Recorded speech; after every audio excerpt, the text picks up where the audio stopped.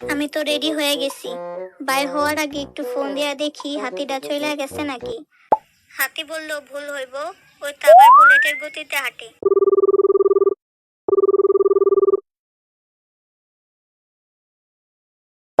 কি ব্যাপার, ওর ফোন ধরতে এত সময় লাগে কেন? ওর ফোন ধরতে ধরতে তো প্রাইভেটের টাইমই শেষ হয়ে যাইব।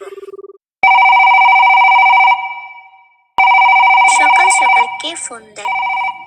আর কি কাজ কাম নাই? কাজ না থাকলে একটু তো ঘুমাইতেও পারে, তা না করে আমার ঘুমের 12টা বাজাই দিল। হ্যালো দোস্ত, কি করস? ফোন ধরতে এত টাইম লাগে? তোর দোস্ত ঘুমাইতেছে, ফোন কে ধরবে তাহলে? এখনো ঘুমাইতেছস? 10টা বাজে, আজকে প্রাইভেট আছে। হ্যাঁ যাবো তো।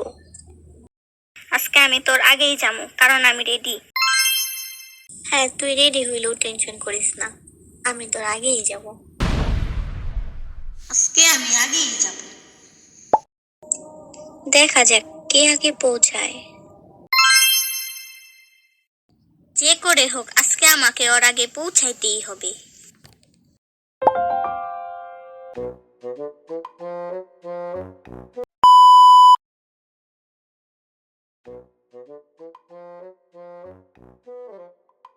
আজকেও আমি আগে, ওই তো এখনো আসে নাই।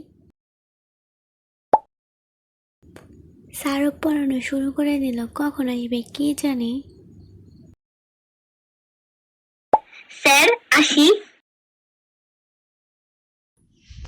এই তুমি আজকেও লেট করে আসছো, আজকেও দাঁড়িয়ে থাকবা? উফ, আসছে।